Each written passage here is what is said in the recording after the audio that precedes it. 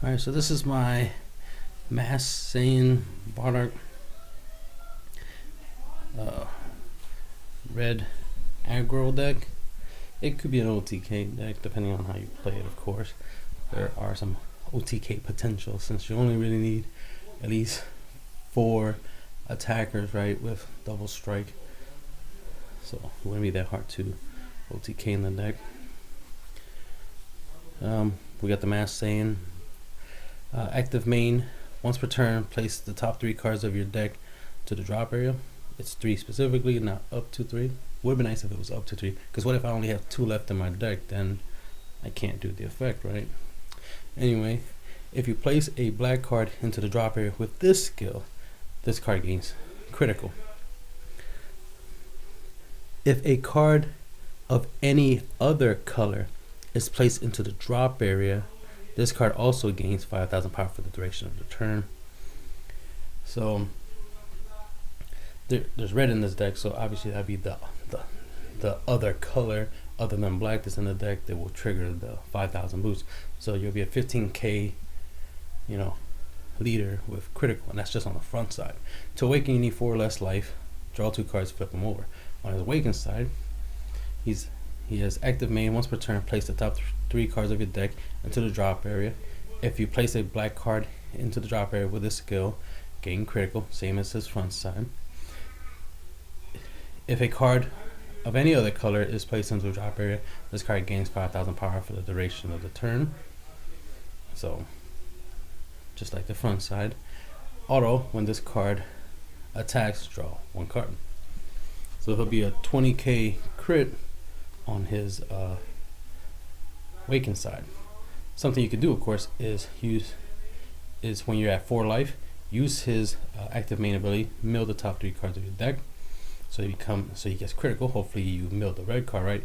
So that way you can get that 5,000 boost. So it'll be 15k. Then awaken, draw 2 cards, right? So now on his awakened side, he'll be 20k because the power boost will carry over. So it'll be 20k.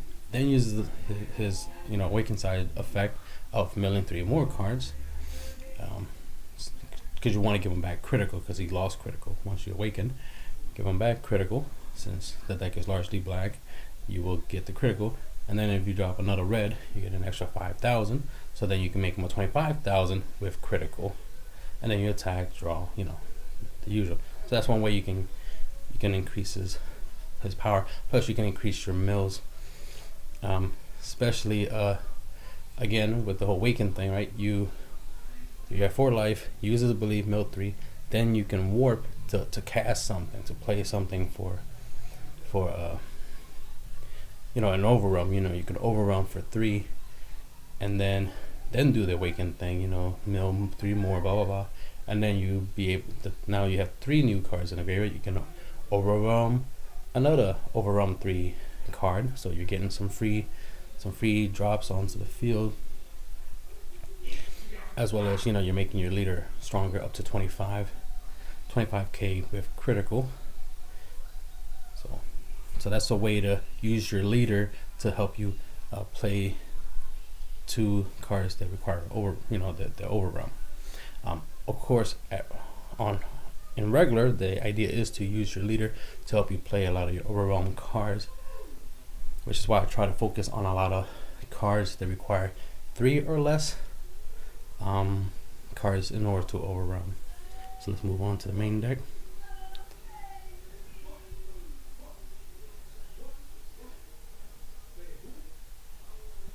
Alright, so we have Killer Sword Trunks.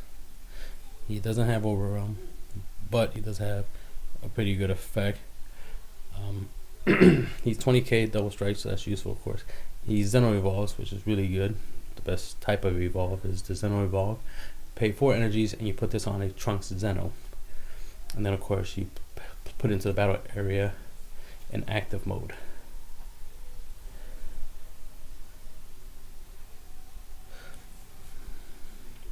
And of course you place this card active mode, like I said, by sending the specified card from your battle area to the warp area. So you gotta banish send to the warp the Trunks Zeno that you're using in order to play this, and you'll play it active. Then again, he's 20k double strike, which is very useful. Auto, when a card evolves into this card, choose up to one battle card in your warp with an energy cost 3 or less and add it to your hand. And there's a lot of 3 or less options into this deck, and it's any card, which is useful. So in case you banish your Saiyan Kaba, you can add it back to your hand by that effect, and then 1 red, play it, take a life, double strike, 15k attacker, so that we have 2 double strikers, in 1 combo. So moving on, Time Patrol Trunks, he has OverRealm 3, he has energy cost of 3, so obviously you can add this back to your hand with Killer Trunks if if it's in the warp area, and then you OverRealm for 3. Auto, when you play this card using OverRealm, look at up to 2 cards from the top of your deck, choose up to 1 of them, add it to your hand, and then place the remaining card on the bottom or top of the deck. So you're getting pluses, as well as you're getting another nice body on the field, and of course you're going to utilize the OverRealm mechanic more than casting. So first turn you can get this effect, just boom, mill 3 with the leader, OverRealm 3, get the effect. It's just free +1 free body on board, first turn. And then next turn, if you have another one and you use the leader again, 3, 3, 3, right? That's why we're focusing on OverRealm 3 or lower specifically, because you want to keep getting these free castings just by milling your deck. Quick Blade Trunks, OverRealm 2. This is a way, gotta minimize the cost, right? Because you just need 2 to OverRealm, and it's a 15k. He's a villain, doesn't really do anything other than he's just OverRealm for 2. In case you overwhelmed and then you milled something, or not you mill, you combo 2 cards, and now you have 2 cards in the graveyard, you can play him. In case you already did your leader, OverRealm 3, then you combo with 2 cards to power boost your leader or whatever you OverRealm 3 for, and then since you might have 2 cards now in the graveyard, if you combo 2 cards, then you OverRealm to bring him out, so that gives you an extra body on the field to attack with. A lot of good combos, a lot of free casting going on here, obviously. And also he's a Trunks Zeno, so this will be one of the targets you use to evolve into Killer Trunks, just like Time Patrol Trunks is also Trunks Zeno that you can use to go into Killer Trunks. So there's that. Now moving on to Toa, Time Ruler Toa, OverRealm 4. She's one of the costier cards, but she has a really good effect, which makes it worth paying that extra 1 OverRealm. So you gotta at least combo to use the leader, so that'll give you 3. You have to at least combo to make sure you have 4 cards to OverRealm it for her. But the good thing about it is that when you play this card using OverRealm, choose up to 1 of your opponent's battle cards with an energy cost 2 or less and gain control of that. Move it to your side, and now until the end of the game, it's permanently yours. And then you, of course, you give it back to your opponent when the game's over. So the fact you get a +1 out of playing her, and it helps with especially if you're doing a lot of free casting and swarming the field, and using this to take one of your opponent's cards, like a blocker or whatever, one of their cheaper cards. Now you got more cards on your side. I feel it'll help you OTK your opponent even better, especially if you use this effect, right? And then you take your opponent's Saiyan Kaba, then use it so you can self-awaken, as well as get that double strike in there. That's always useful. Toa Space Time Unleash. She doesn't have a realm, but she It is a 1-drop. When you play this card, look at up to 7 cards from the top of your deck. Choose one Mira or Mass Saiyan among them and add it to your hand. So there is a Mass Saiyan, 2 Mass Saiyans in the deck. So it's one way you can search it out, since there's only going to be 2 being played in the deck. But she's mainly there, obviously, to help you get to your Miras, your Power Aura Mira and your Relentless Destruction Mira. So now we're moving on to the Mira cards. OverRealm 3, obviously, right? Permanent effect: when you have 3 or more cards in your warp, this card gains 5,000 power, so it becomes a 20k. Just by summoning it with its OverRealm, it's already a 20k. But if you have 5 or more cards in your warp, and this deck does warp a lot, you get an extra 5k, so you'd be 25,000. So a free 25,000 is always good, because the less you have to combo from your hand, the better. Because you want to cast those. Whatever you have in your hand, you want to play them. One, they'll have higher numbers anyway. You want more attackers. You don't want to waste time summoning an attacker and then using a couple cards in your hand to give 5 or 10 boosts just to get that attack to go through, when you could have just played those other cards in your hands that probably have 15-20k attack or something. Play them and then just attack. If your opponent blocks or combos and survives, that's alright. You have another attack, and you have another attack, you have another attack, and just keep on going. So you rather get as many cards in your hands onto the field to swarm your opponent. Relentless Destruction Mira, OverRealm 3, has a really good effect. I wish more of these cards had more of this effect. Although, when you play this card using OverRealm, your opponent chooses 1 card in the hand and places it into dropper. Gotta love that hand control, right?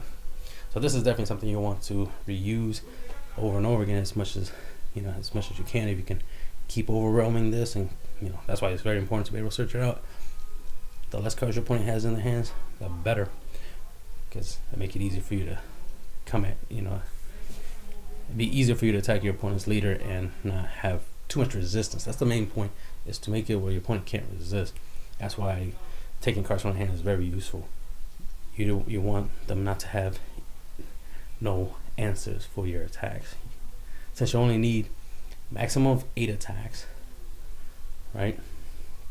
Or maximum of 4 attacks that are double strike, or even less than that, less attackers if you got triple strike, quadruple strike, whatever, right? But you only need to do 8 damage at most. So the sooner you do that, the better. Then we have the red package. We already went through the blank. Here's the red package. Obviously, Ghost Attack Super Saiyan 3 Gold Tanks is a win condition all in itself. Permanent: if you have 4 or less cards in your hand, this card and all your ghost tokens gain double strike. Although when you play this card, play 3 ghost tokens with 15k power. So just by playing this, you already end up with 4 attackers plus your leaders, that's 5 attackers. Your tokens plus your gold tanks, all 3 will be all 4 of them will be double strike. So that right there is 8 damage plus the leader, that's 9. That's 9 potential damage. There is obviously Champa here, and you can use Champa with the leader, so that way the leader is also can deal double damage. So that way you have 10 damage on board in that particular scenario. And not much to say. It's a win condition itself. Saying Kaba, 1 drop. Take when this card attacks, you may choose 1 card from your life, add it to your hand. If you do so, this card gains 1,000 power and double strike for the duration of the turn. So it's a cheap, quick, 15k double striker. When you trigger his effect, plus you get it to help. It helps you self-awaken, which is always useful. Bodyguard Legic. You can play him for free, and he's a blocker, so it's useful. So you gotta have some type of defense. But the main thing is he's a 15k. You could cast him for free. You don't have to, pay energy. You just gotta make sure you have no battle cards, and your opponent does. That way, you play this first. This is pretty much the first card you want to play automatically whenever you have an opportunity to play this first. Then you can do your OverRealm thing, and then ban it, do OverRealm, summon something, then pay 1 energy to summon like Kaba or play Towa, or you save that 1 energy for further destruction Champa and whatnot. So it's just a free body plus blocker, so it's always good. You don't want to use up your energy for blocking when you can play a blocker for free and then save that energy for when you want a combo. If this deck had negate, then of course you can save that energy for negate. At most, you will only really need at most 4 energy because of the Xeno Evolve for Killer Trunks and pretty much. But other than that, you could go with 2-3 energies and play with that, because everything won't be that expensive. Of course, if you want to use Trunks, then you'll go up to 5 energy. Obviously, you want to use your red cards for energy. Charge any extra red cards you have as energy, because technically you only need 1 chain attack Trunks just to to get some field presence. You only really need Bodyguard Electric that 1 time, because after that you'll have battle cards, so his ability to play for free will be not relevant. So you want to at least put 1 of him in your energy, so that way you can play your Kabas and whatnot, go tanks. He's just an extra layer, he's just an extra win con, so you could throw 1 of him into the energy zone. You don't really need him as much, so you don't have to try to save him in your hand. If you end up having 2 of them in your hand, use them as energy, because the rest of the deck will function to deal as much damage as possible. He's just an extra win con that you can play with. Destruction Champa, when you combo with this card, choose 1 attacking card, 1 of your attacking cards. It gains double strike, for the duration of that battle. So you can give this to your leader, or you can give this to one of your battle cards. Yeah. Chain attack Trunks.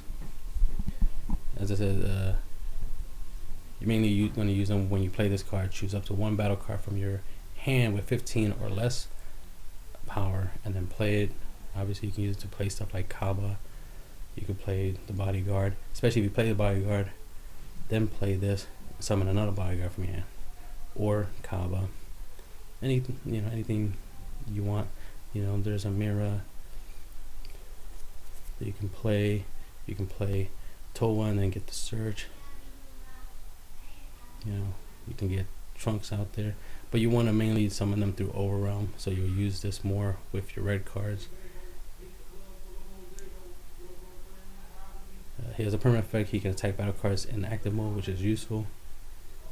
And then of course, Mass Saiyan, OverRealm 5, banish your drop area, pay 1 energy to cast it. It's a 20k double strike, which is very useful. Gotta deal that 2 damage, right? Although when you play this card using OverRealm, choose any number of your opponent's battle cards without blocker, for which the total cost adds up to 5 or less, and then send them to warp. So it's your board wiper against stuff that's not apes. And that's the end of the video.